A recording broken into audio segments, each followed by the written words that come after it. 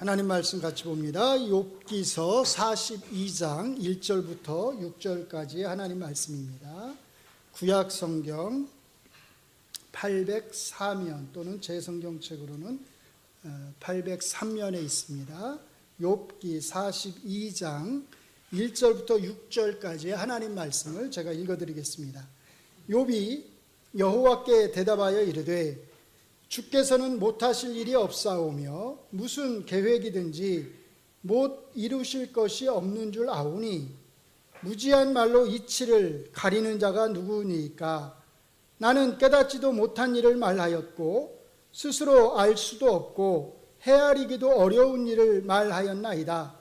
내가 말하겠사오니 주는 들으시고 내가 주께 묻겠사오니 주여 내게 알게 하옵소서. 내가 주께 대하여 귀로 듣기만 하였사오나 이제는 눈으로 주를 배움나이다. 그러므로 내가 스스로 거두어 드리고 티끌과 제 가운데에서 회개하나이다. 아멘. 지난주에 저희가 야곱 이야기에 대한 마지막 말씀을 함께 나누었습니다. 여기서 제가 크게 두 가지를 강조해서 말씀을 드렸어요. 하나는 야곱과 에서가 야복 강가에서 서로 마주했을 때 야곱이 전혀 예상하지 못했던 형 에서의 반응, 야곱에게 달려와서 그를 부둥켜 안고 서로 목 놓아 울게 된 이 놀라운 반응, 이 반응이 있을 수 있었던 것은 에서가 20년 사이에 그의 마음이 부드러워졌다거나 집에서 출발할 때부터 400명의 남자를 이끌고 와서 환영식을 해주기 위해서 왔기 때문이 아니라 야곱이 어떤 사람과 씨름하던 바로 그날 밤에, 바로 그 순간에 야곱이 알지 못하던, 그리고 우리도 알지 못하는 그 어떤 일이 하나님의 어떤 놀라운 역사하심의 행위가 있었다라고 하는 것입니다. 내가 너와 함께 하리라. 내가 너로 하여금 안전하게 약속의 땅으로 돌아오겠다고 약속하신 그 하나님의 약속을 신실하게 지키시기 위한 하나님의 놀라운 역사의 행위, 야곱을 보호해 주시는 행위가 있었다라는 것입니다. 둘째, 야곱의 이야기는 저희가 살펴보았듯이 성경에 나오는 다른 어떤 이야기보다도 하나님의 주권과 섭리를 우리에게 잘 보여주고 있습니다. 그래서 제가 던졌던 질문이 이것이었어요. 이 하나님의 주권과 섭리는 어디서 오는 것인가? 다른 말로 말하면 이 하나님의 주권과 섭리의 그 배후의 배경에는 무엇이 있느냐라는 것이었어요. 자, 뭐가 있었죠? 하나님의 지혜가 있었습니다. 하나님의 지혜. 성경이 우리에게 보여주고 있는 이 하나님의 구원 역사, 구속사에 나타난 이 하나님의 지혜를 가장 잘 설명해 주고 있는 책, 그게 로마서입니다. 그래서 제가 로마서 1장부터 11장까지의 대략적인 내용을 정리해서 보여드렸어요. 11장 마지막에 바울 사도께서 하나님의 이런 지혜에 대해서 얼마나 놀랍게 반응하는지, 얼마나 감탄을 하고 있는지를 우리가 살펴보았습니다. 오늘은 하나님의 구속사에 나타난 이 하나님의 지혜가 우리에게 어떤 의미를 주고 있는지를 간단하게 살펴보고 그 다음에 하나님의 지혜에 대해서 우리에게 가르쳐주는 또 한 권의 책이 있는데요. 그게 사실은 욥기입니다. 이 욥기의 말씀을 잠시 살펴보려고 합니다.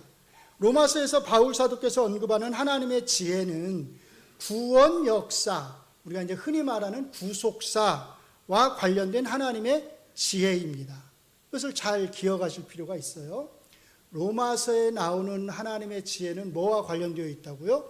구속사, 하나님의 구원 역사와 관련된 지혜입니다.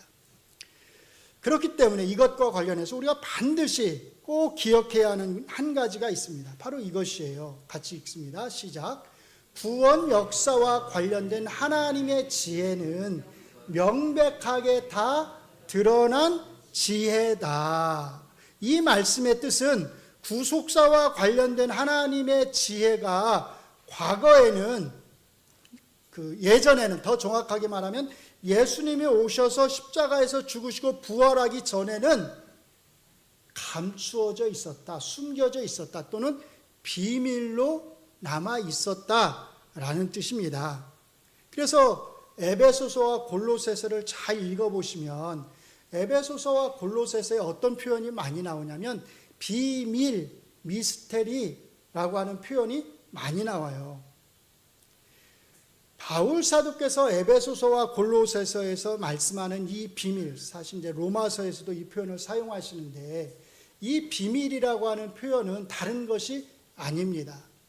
하나님이 과거에는 예수님이 오시기 전에는 감추어 두셨으나 이제는 예수님을 통해서 모두 다 우리에게 다 알려주신, 드러내주신 하나님의 일하심의 역사, 구속사, 그것을 가리켜서 뭐라고 말하는 거예요? 비밀, 이렇게 말씀을 하시는 것입니다. 바로 이 지혜, 이 비밀을 알았기 때문에 바울 사도께서 로마서 11장 끝부분에서 놀랍게 감탄을 하는 거예요. 이걸 몰랐다면 감탄을 할 수 없었겠지요. 근데 이 놀라운 비밀을 알고 나니까 감탄하지 않을 수 없었던 겁니다. 그러므로 로마서가 말하는 하나님의 이 지혜와 관련해서 제가 말씀드리려고 하는 것은 이것입니다. 첫째, 이 하나님의 지혜는 예수님을 통해서 다 명백하게 드러났기 때문에 더 이상 새로운 비밀이란 있다 없다? 없다는 것이에요. 누가 여러분이 길을 가는데 여러분에게 다가와서 하나님의 구속사에 대해서 새로운 뭔가를 알려주겠다고 말을 한다면 당신이 알지 못하는 새로운 뭔가를 내가 알려주겠습니다. 이렇게 말을 하면 어떻게 해야 되죠? 거기 막 귀를 기울이고 신기하네. 왜 우리 목사님 이런 것도 모르셨나? 왜 안 가르쳐 주셨지? 이렇게 하시면 돼요? 안 돼요? 안 됩니다. 그런 것에는 귀를 기울이지 말아야 합니다. 그런 말, 자기들만 아는 어떤 특별한 것이 있다고 하는 말, 특별한 비밀이 있다고 말하는 사람들은 거의 다 100% 이단들입니다. 또 성경의 비밀, 이런 표현들을 쓰는 사람들이 있어요. 성경에 나오는 비밀에 대해서 내가 알려주겠습니다. 또는 책들을 가끔 보면 그 책에 성경의 비밀, 이런 표현들이 들어가는 게 있어요. 이런 책들은 어떻게 해야 돼요? 멀리 해야 됩니다. 더 이상 우리가 알지 못하는 새로운 비밀은 없기 때문입니다. 뭐와 관련해서요? 구속사와 관련해서. 둘째, 구속사와 관련된 하나님의 지혜는 모두 다 성경에 기록되어 있습니다. 하나님이 막연하게 하나님 자신의 비밀에 대해서 우리에게 막연하게 그냥 알려주신 것이 아니라는 뜻이에요. 아주 구체적으로 하나님께서는 자신이 계획하셨던, 섭리하셨던, 일하셨던 그 모든 것에 대해서 다 어디에요? 성경에 기록해 두셨습니다. 그래서 예수님 이후로 모든 시대를 살아가는 모든 그리스도인들은 누구나가 다 그 살아가는 시대와 상관이 없이 하나님이 예수님을 통해서 드러내 보여주신 그 모든 비밀들을, 하나님의 그 모든 지혜를 다 알 수 있도록 해주신 것이에요. 자, 그러면 이제 우리는 어떻게 해야 되겠느냐라는 거죠. 하나님께서 성경 안에 하나님 자신의 모든 지혜들을 기록해 두셨다면 그 다음에 우리는 어떻게 해야 될까요? 하나님께서 우리에게 남겨두신 이 성경을 열심히 읽어야 할 것입니다. 그리고 당연히 이 성경을 열심히 공부해야 합니다. 역으로 말하면 구속사에 대한 하나님의 이런 놀라운 지혜가 성경에 다 기록되어 있다 하더라도 성경을 읽지 않으면, 성경을 들고만 다니면, 성경을 그냥 집에 두고만 있으면 구속사에 대한 하나님의 지혜를 여전히 모를 수 있다는 뜻입니다. 그리스도인이라고 하는 사람들에게 이것이 얼마나 심각한 문제인지를 우리가 알아야 합니다. 왜냐하면 그리스도인이라고 스스로 고백하면서도 성경을 읽지 않는 사람들이 너무나 많이 있기 때문입니다. 가끔씩 그런 생각이 들어요. 한국교회 모든 성도들을 대상으로 해서 한번 설문조사를 한번 해봤으면 좋겠다. 성경을 얼마나 읽는지, 처음부터 끝까지 창세기부터 요한계시록까지 성경 전체를 단 한 번이라도 읽은 성도들이 과연 얼마나 되는지 한번 퍼센티지로 내봤으면 좋겠다, 이런 생각을 합니다. 그렇게 설문조사를 하면 과연 몇 퍼센트나 나올까요? 여러분들은 스스로 한번 생각해 보시면 과연 몇 퍼센트나 나올 거라고 생각을 하시나요? 물론 여러 번 읽으신 분들도 당연히 있을 것입니다. 그러나 아마 한 번도 전체적으로 부분적으로 읽으신 분들은 있으시겠지만, 많으시겠지만 전체적으로 한 번도 읽지 않으신 분들이 적지 않을 거예요. 열심히 봉사하는 모습을 보아서는 당연히 저분 정도면 정말 성경을 여러 번 읽었을 것이다, 이렇게 생각이 가는데도 그런 분들 가운데서도 아마 성경을 한 번도 읽지 않으신 분들이 많을 거란 뜻입니다. 또 신앙의 경력이 10년, 20년 되어서 당연히 성경을 많이 읽었을 것이라고 생각되는 분들 중에서도 한 번도 읽지 않은 분들이 적지 않을 것이란 뜻이에요. 저는 우리 동작중앙교회에 속해 있는 모든 분들이 성경에 대해서, 성경에 명백하게 드러나 있는 하나님의 이 놀라운 지혜에 대해서 더 많이, 더 풍성하게 알기를 바랍니다. 그렇게 하기 위해서는 다른 방법이 없습니다. 첫째는 성경을 열심히 읽으셔야 합니다. 때로는 무슨 내용인지도 잘 모르겠고 무슨 말을 하는 것인지도 잘 이해가 되지 않는다 하더라도 일단은 성경을 많이 읽으셔서 그 성경 안에 어떤 내용들이 있는지를 잘 알아야 합니다. 기도만 열심히 한다고 해서 성경이 저절로 알아지는 것이 아니잖아요. 여러분들이 성경을 배고서 잠을 자면 그 성경 안에 있는 내용들이 저절로 머릿속에 들어오는 게 아니잖아요. 성경을 읽지 않으면 절대로 성경의 내용을 알 수 없습니다. 둘째, 성경을 열심히 당연히 배우셔야 합니다. 늘 말씀을 드리는 것이지만 여러분이 주일 예배에 오늘 이 자리에 이렇게 참여하시는 것은 이 예배 시간의 설교를 통해서 여러분의 힘든 삶에 위로를 얻기 위해서가 아닙니다. 하나님을 더 잘 알고 하나님을 더 바르게 알고 하나님의 뜻이 무엇인지를 깨달아서 그 하나님의 뜻대로 살아가기 위해서입니다. 그런데 놀라운 것은 하나님을 더 잘 알면, 하나님을 알면 알수록 바로 그 알미, 바로 그 지식이, 하나님에 대한 그 지식이 여러분이 겪고 있는, 여러분이 지금 당하고 있는 그 어려움들을, 그 고난들을 이겨낼 수 있는 힘과 능력을 준다는 것입니다. 목사가 여러분의 삶에서 나타나는 모든 어려운 그 일들에 대해서 사례들을 하나하나 다 찾아가면서 구체적인 예들을 다 들어가면서 거기에 맞는 신앙의 간증들을 다 하나하나 예로 들어가면서 일일이 설명하지 않아도 이 구속사에 나타난 하나님의 지혜, 그 지혜가 얼마나 놀라운 것인지를 알게 된다면, 정말 잘 안다면 여러분이 어떤 문제를 가지고 있든지 간에 하나님의 지혜에 대한 그 여러분의 그 지식이 여러분이 가지고 있는 그 문제를 이겨내고 극복할 수 있는 그 힘과 그 능력을 줄 것입니다.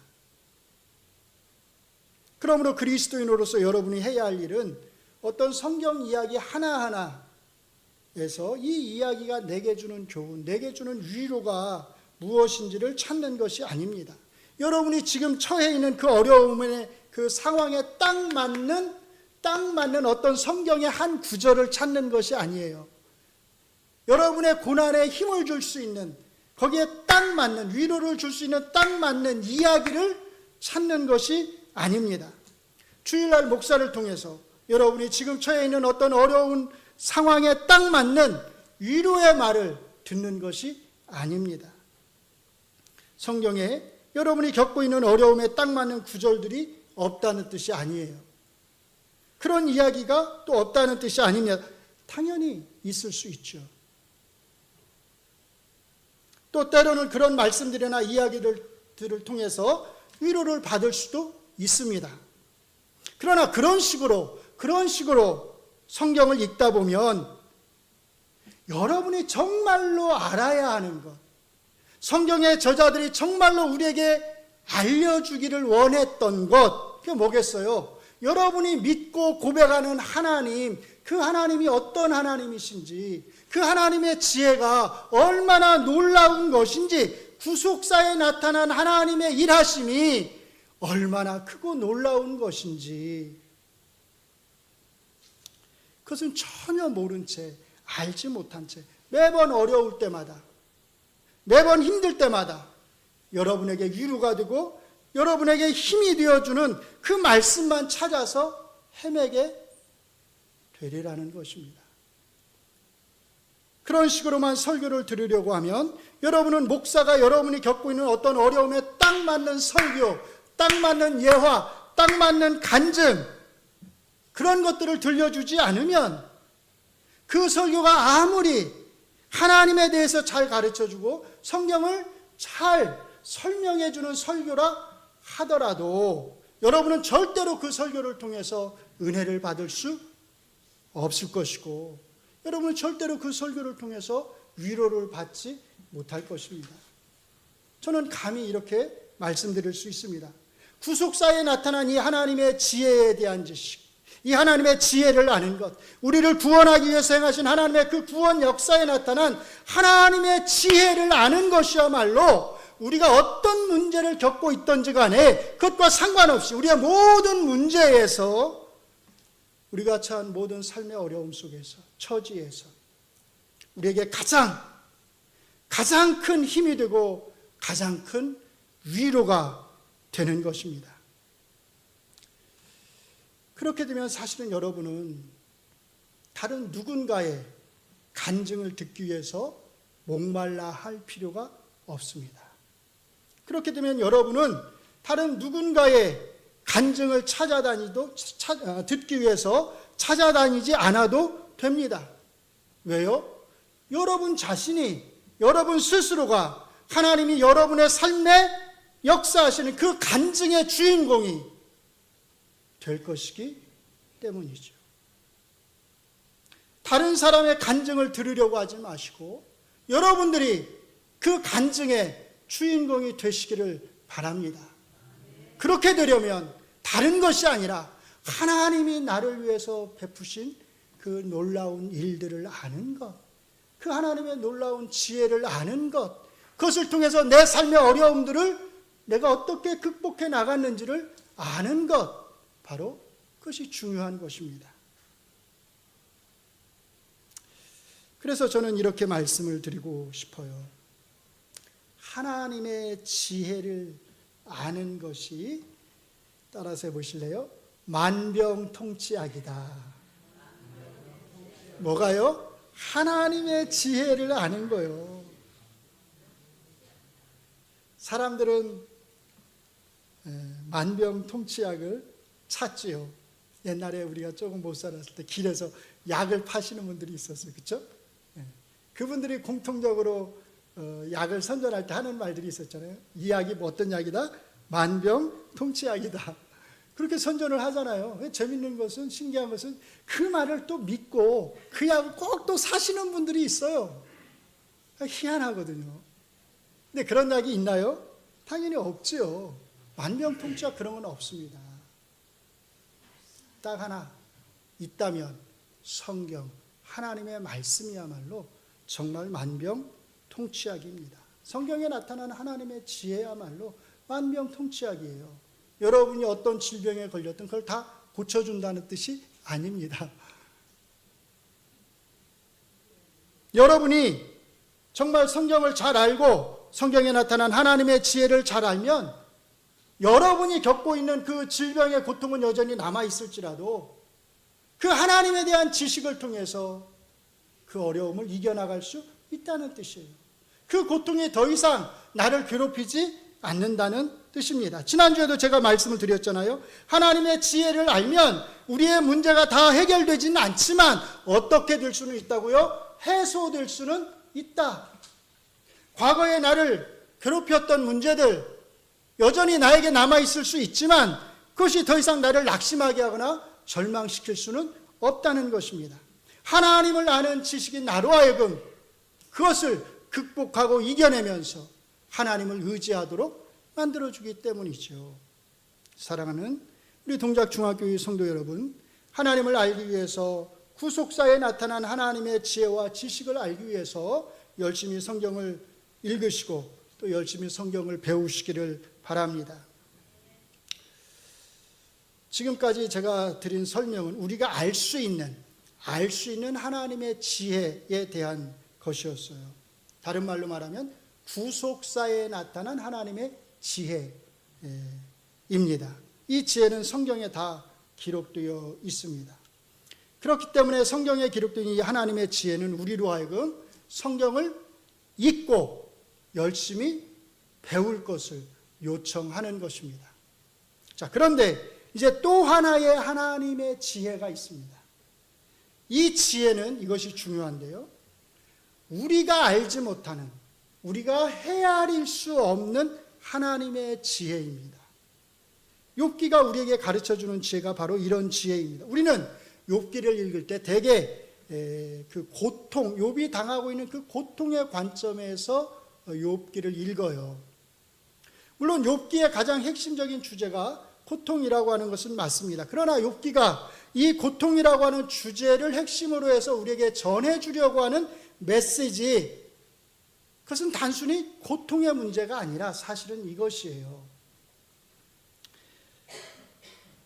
인간이 지닌 지혜의 한계와 인간이 가지고 있는 지혜의 한계와 하나님이 가지신 지혜의 불가해성, 이해할 수 없음, 헤아릴 수 없음, 바로 이것이 욥기가 우리에게 전해주려는 중요한 메시지입니다. 욥기에는 먼저 욥과 그의 세 친구 엘리바스, 빌닷, 소발이 등장합니다. 자, 욥기를 읽으실 때 잘 기억하셨으면 하는 것이 있는데 그게 뭐냐면 욥, 엘리바스, 빌닷, 소발 이 네 사람은 모두가 다 각자의 지역을 대표하는 최고의 지혜자였다라는 거예요. 이 사람들은 그냥 평범한 사람들이 아니었다는 뜻이에요. 각 지역에서 최고의 지혜자라고 일컬어지는 사람들이 지금 모인 거예요. 모여서 뭘 하는 거냐면 욥의 고통의 문제를 놓고서 이 고통이 왜 온 것인지에 대해서 자기의 지혜를 뽐내는 것입니다. 일종의 뭘 하는 거냐면 지혜 논쟁을 하는 거죠. 누가 이 욥의 고통에 대해서 의인이라고 일컬어지는 이 욥의 고통에 대해서 누가 가장 잘 설명하느냐, 지혜 경쟁을 벌이는 것입니다. 그래서 욥기를 잘 읽어보시면 재밌는 사실이 한 가지 있는데 서로 잘났다고 합니다. 서로 잘났다고 자랑을 해요. 네가 알고 있는 건 나도 알고 있다, 이런 식으로 답변을 합니다. 세 번째 사람인 소발이 처음으로 자기 주장을 펼치고 났을 때 욥이 이렇게 대꾸를 해요. 12장 2절 3절을 우리가 같이 읽습니다. 시작. 너희가 참으로 백성이로구나. 너희가 죽으면 지혜도 죽겠구나. 나도 너희같이 생각이 있어. 너희만 못하지 아니하고 그 같은 일을 누가 알지 못하겠느냐. 무슨 뜻이에요? 야, 니네가 지혜를 다 가지고 있어? 그 니네가 없으면 지혜도 없게? 나도 그 정도는 다 알고 있어. 이렇게 대꾸를 하는 거예요. 잘난 체 하지 마. 그러니까 그 다음에 이제 네 사람 중에서 가장 나이가 많은 사람이 있는데 그게 누구냐면 엘리바스입니다. 엘리바스가 욥의 이 말을 듣고서 또 뭐라고 대꾸하는지 알아요? 15장 9절 10절 이렇게 대꾸합니다. 같이 읽습니다. 내가 아는 것을 우리가 알지 못하는 것이 무엇이냐? 내가 깨달은 것을 우리가 소유하지 못한 것이 무엇이냐? 우리 중에는 뭐라고요? 머리가 흰 사람도 있고 연로한 사람도 있고 내 아버지보다 나이가 많은 사람도 있느니라. 내 아버지보다 나이가 많은 사람, 그게 누구겠어요? 이 말을 하는 엘리바스 자기 자신이죠. 야, 네가 아는 건 내가 다 알아. 왜? 내가 너보다 나이가 많잖아. 나이가 많은 내가 너보다 알아도 하나를 더 알지 않겠니? 내가 노인이야. 내가 더 많이 살았어. 내 삶의 경험을 통해서 내가 너보다 더 많은 것을 배우지 않았겠니? 내가 과거의 어르신들을 통해서, 과거의 지혜자들을 통해서 너보다 더 많은 것들을, 네가 듣지 못한 더 많은 지혜들을 내가 들어오지 않았겠냐? 뭘로 내리 누르는 거예요? 나이로 내리 누르는 겁니다. 자, 어떻게 생각하세요? 여기에 연세가 많이 드신 분들이 많이 계시는데 사실 이 엘리바스의 말 자체가 완전히 틀린 것은 사실 아니잖아요. 자, 그런데 이 이야기를 쭉 옆에서 듣고 있던 한 사람이 있습니다. 엘리후라고 하는 사람이에요. 이 사람은 제일 나이가 어립니다. 막내였어요. 아주 젊었던 것 같아요. 자, 이 엘리후가 나이로 욥을 내리 누르는 엘리바스와 다른 사람들을 향해서 이렇게 말을 합니다. 32장 9절 10절을 같이 읽습니다. 어른이라고 지혜롭거나 노인이라고 정의를 깨닫는 것이 아니니라. 그러므로 내가 말하노니 내 말을 들으라. 나도 내 의견을 말하리라. 그렇죠? 야, 나이가 많은 내가 너보다 좀 더 알지 않겠니? 더 지혜롭지 않겠니? 이러니까 제일 막내, 나이가 제일 어린 엘리후가 듣고 있다가 맞받아치는 거죠. 아니, 어른이라고 지혜롭습니까? 그렇죠? 나이가 많다고 지혜롭겠습니까? 나이가 어려도 뭐 할 수 있다? 지혜로울 수 있다는 거예요. 그 말은 역으로 말하면 자기가 제일 지혜로울 수 있다는 거죠. 자, 이렇게 보시면 욥이 당하는 고통에 대해서 누가 더 지혜롭게 이 고통을 설명하는지에 대한 일종의 지혜 논쟁, 지혜 겨루기라는 것을 알 수 있습니다. 중요한 것은 이것이에요. 자, 각자 자기적을 대표하는 최고의 지혜자들이 지금 서로 잘났다고, 자기가 최고라고, 최고의 지혜자라고 이런 지혜 경쟁을 하는데도 불구하고 사실은 이들 중 그 어느 누구도 지금 욥이 당하고 있는 이 고통에 대해서 제대로 설명한 사람이 없습니다. 왜냐하면 이들이 아무리 각 지역을 대표하는 최고의 지혜자들이었다 하더라도 이들의 지혜에는 다 뭐가 있어요? 인간적 한계가 있기 때문이죠.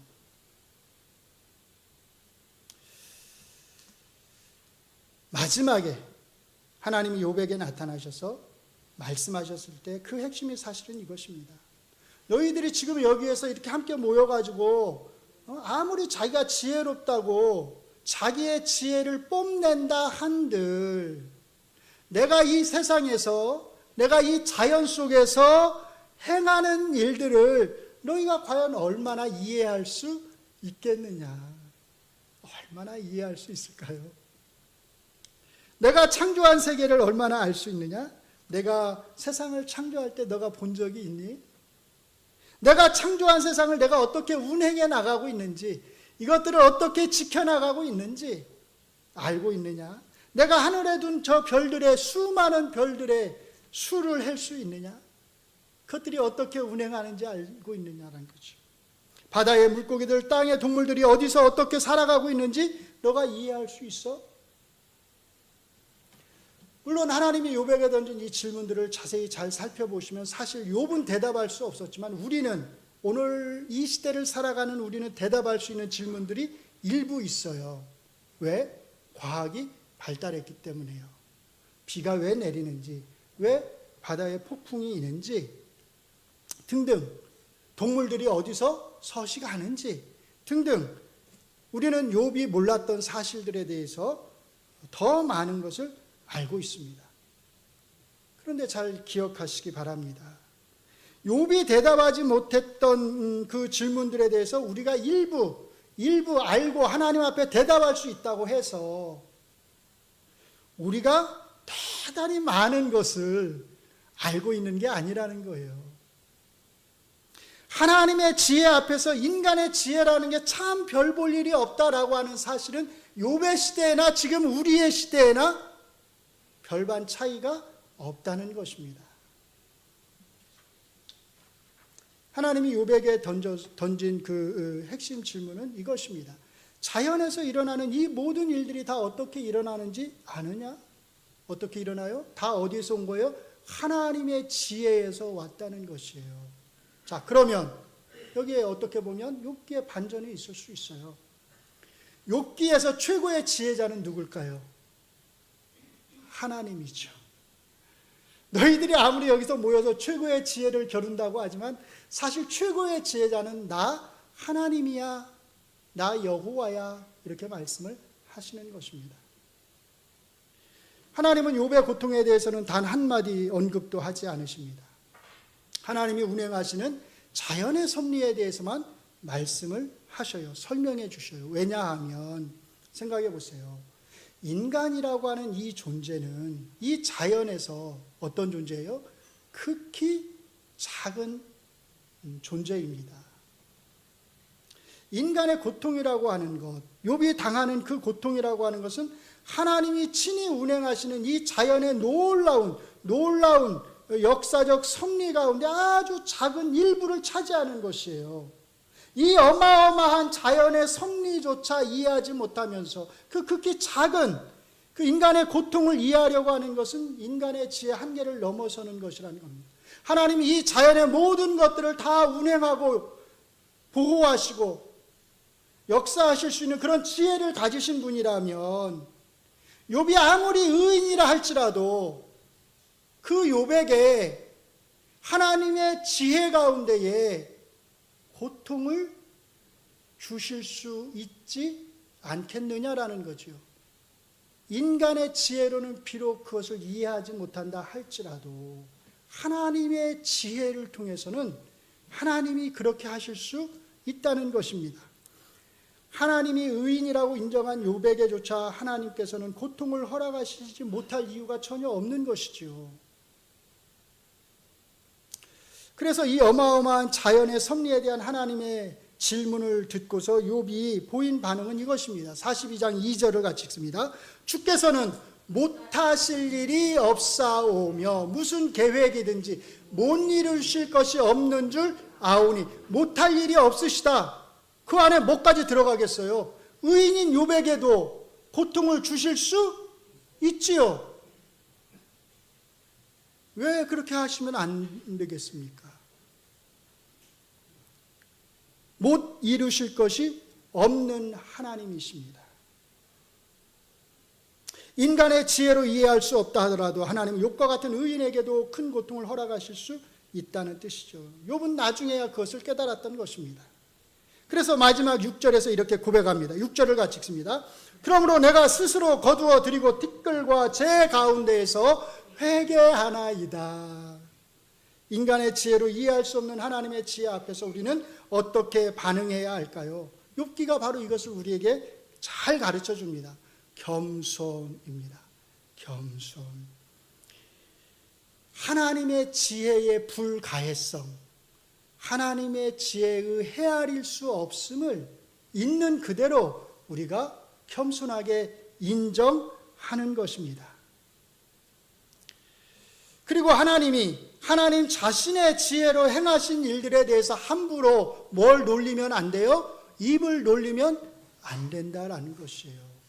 사실 이것은 로마서도 마찬가지입니다. 하나님의 예정에 대해서 사람들은 함부로 입을 놀립니다. 이 하나님의 예정을 비판하는 사람들이 뭐라고 하는지 아세요?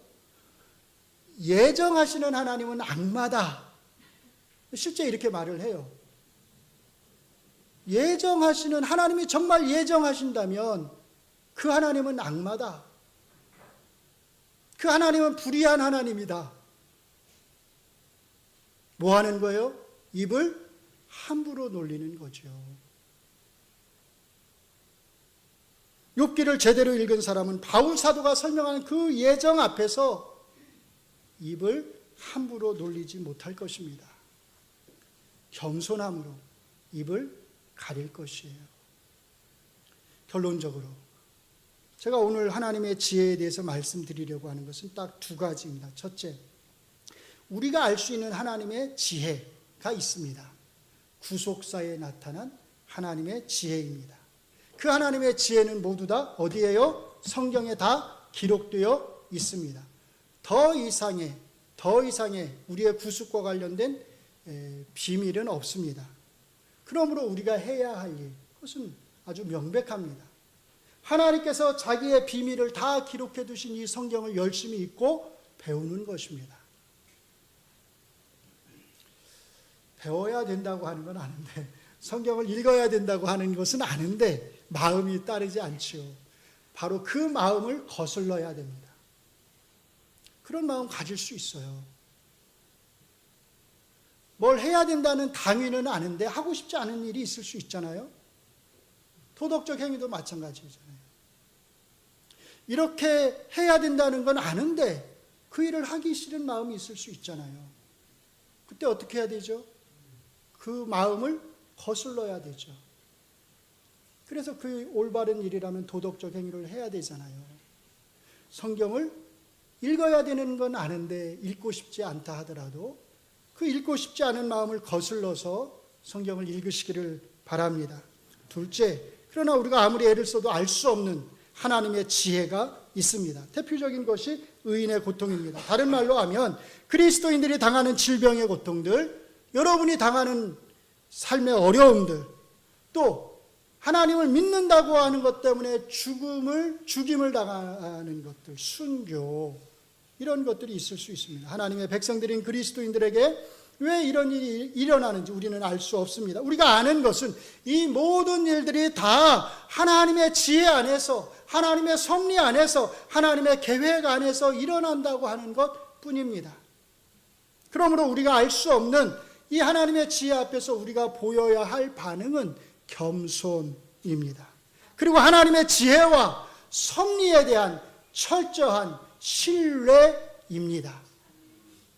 하나님의 지혜를 알면 아는 대로, 하나님의 지혜를 모르면 또 모르는 대로 우리는 하나님을 더욱 신뢰하면서 하나님 앞에 우리의 삶 전체를 맡길 수 있는 우리 동작중앙교회 성도님들이 되시기를 주의 이름으로 축원합니다. 기도하겠습니다. 과거에는 비밀로 감추어 두셨던 하나님의 정신 속에 있던 그 놀라운 계획과 은혜를 이제는 신구약 성경에 모두 다 기록해 두셔서 우리로 하여금 하나님이 얼마나 놀라운 지혜로 저희를 위해 일하셨는지를 알게 하심을 감사합니다. 이렇게 하나님의 놀라운 지혜가 성경에 기록되어 있음에도 불구하고 우리가 성경을 읽지 않고 열심히 공부하지 않는다면 우리는 여전히 하나님의 지혜에 대해서 무지하게 될 것입니다. 우리에게 하나님의 말씀을 사모하는 마음, 하나님의 말씀을 잊고자 하는 마음, 그 마음을 허락하여 주시옵소서. 하나님을 아는 만큼, 하나님을 더 많이 아는 만큼 우리의 삶의 문제들이 다 해소되게 될 것입니다.